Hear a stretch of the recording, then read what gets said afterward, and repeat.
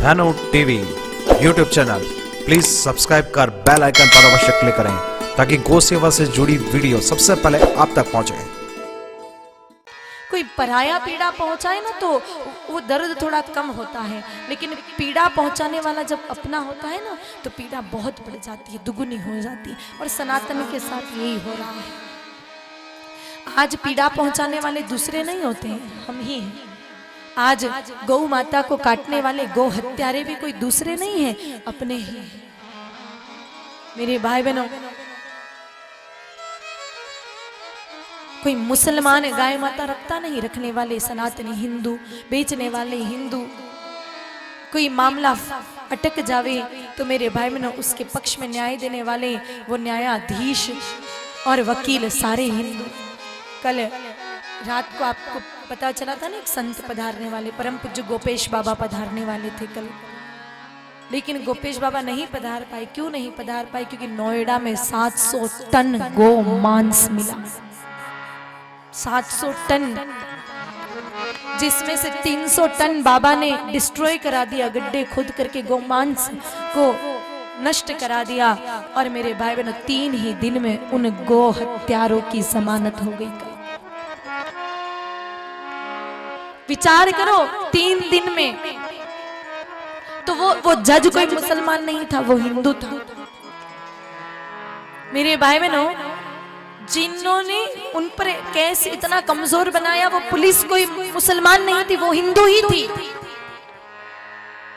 यही तो पीड़ा है कि कोई दूसरा करे। अरे अगर मुसलमान गाय को काटे तो वो तो गाय को भगवान मानता ही नहीं, वो तो गौ को मां मानता ही नहीं। लेकिन हम हिंदू एक तरफ गाय माता को मां मां कहते हैं, और मेरे भाई बहनों हम अपने कृष्ण को आराध्य मानते हैं, राम जी को आराध्य मानते हैं, और दूसरी तरफ उन्हीं आराध्य की इष्ट गौ माता की हत्या करवाते हैं। आप कहोगे हम कहाँ हत्या करने गए? तो जो सनातनी अपने घर में गाय माता नहीं रखता, अथवा जो एक गौ माता की सेवा कहीं पर भी नहीं करता है, चाहे किसी गौशाला में या अन्यत्र कहीं नहीं, तो वो गौ हत्या के समान ही है। अगर प्रत्येक सनातनी एक एक गौ माता की जिम्मेदारी ले ले तो 142 करोड़ की आबादी में 7.5 करोड़ गोवंश बचा है। मेरे भाई बहनों, फिर किसकी हिम्मत होगी? विचार करो, ऐसे सरेआम गौओं को काटने की।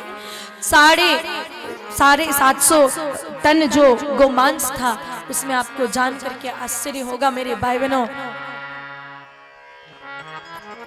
बछड़ों का गोमांस था। और इतना गोमांस इकट्ठा करने के लिए एक अनुमान लगाया जा रहा है कि कम से कम 10,000 बछड़ों को मारा होगा, तब जाकर के ये मांस इकट्ठा किया। हम ये विचार कर रहे हैं कि कलयुग में कृष्ण जी आएंगे, क्या लेने आएंगे इस देश में जहां सरेआम उनकी गैया कट रही है? किस भाव से आएंगे ठाकुर जी इस देश में? मेरे भाई बहनों, जिन गाय माता के लिए कन्हैया इस धरती पर पधारे, सरेआम मेरे भाई बहनों जो गो हत्या हम करवा रहे हैं,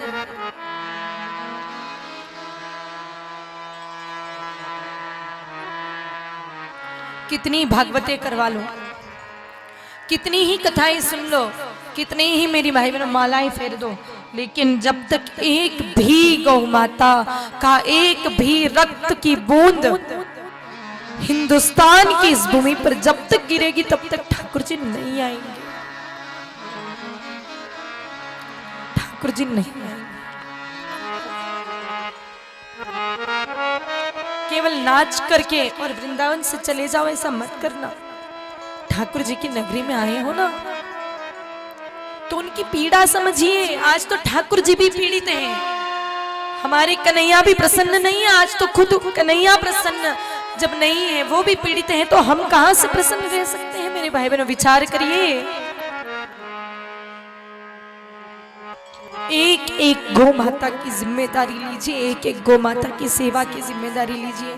कथा सुन के नाच नचाकर हम चले जाते हैं अपने घरों में, और अपनी ही जीवन में इतने व्यस्त हो जाते हैं कि हमें पता ही नहीं कि इस देश में क्या चल रहा है।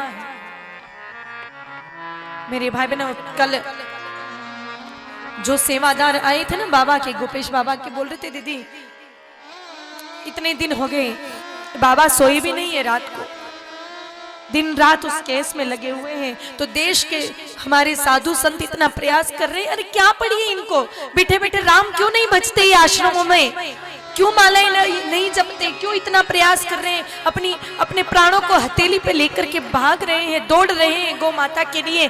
और हम, मेरे भाई बहनों, आप आश्चर्य करेंगे कि इतनी बड़ी घटना हुई, तनों में जब गोमांस मिला तो डीएम को सस्पेंड करने की बात हुई, लेकिन उस मांग को लेकर के कितने लोग गए, 30 लोग। वो डीएम भी हंस रहा था, अरे तुम टोपी वाले होते ना तो यहाँ 30 लाख लोग जमा होते, 30 लोग आए हो तुम मुझे सस्पेंड कराने, क्या खाक सस्पेंड कराओगे तुम 30 मिलके मेरे को। ये तो हमारी हालत है मेरे भाई बहनों। जब असल में धर्म की बात आती है तब हम पीछे हो जाते हैं। क्यों जब आपके घर में जब नेताजी वोट लेने आते हैं तब आप क्यों उनसे नहीं कहते कि हमारे देश में गौ हत्या को लेकर कोई कानून बनाओ।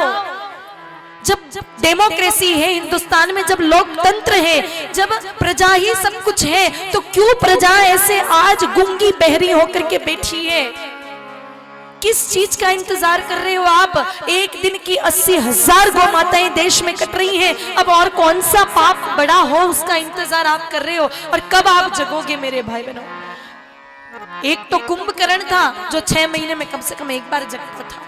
आज सनातनियों की स्थिति तो उन कुंभकर्णों से भी गई बीती है, कुंभकर्ण से भी गए बीते हैं। आजादी का पहला आदेश होना चाहिए था हिंदुस्तान में गौ हत्या बंद हो। 75 साल हो गए,